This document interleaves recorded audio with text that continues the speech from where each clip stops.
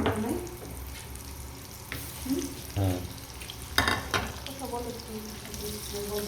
এই যে sausage, chicken সসেজগুলো একটু ভাজবো।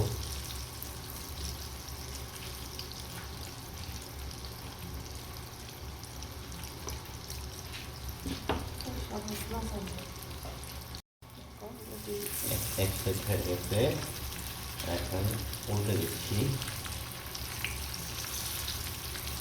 এই যে আমার সসেজ হয়ে গেছে, এখন নামিয়ে ফেলবো।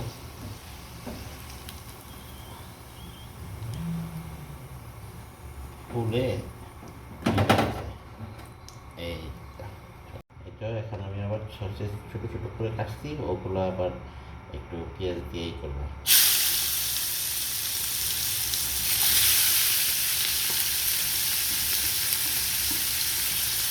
দিয়ে দিলাম।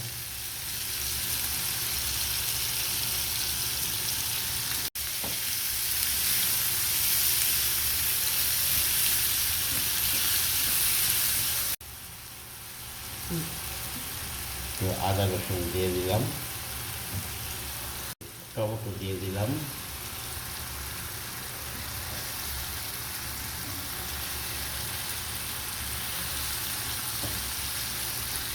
এখন এটা ভাজা ভাজা হয়ে গেছে।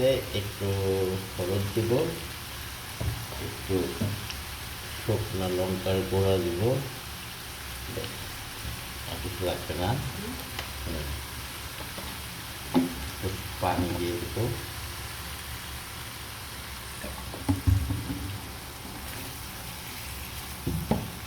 এটা কষায় নেব।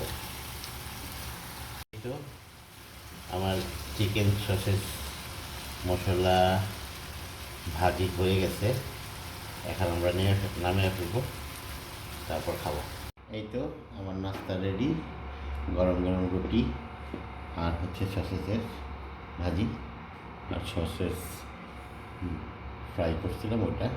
এখন নাস্তা করব। ওকে, আল্লাহ হাফেজ।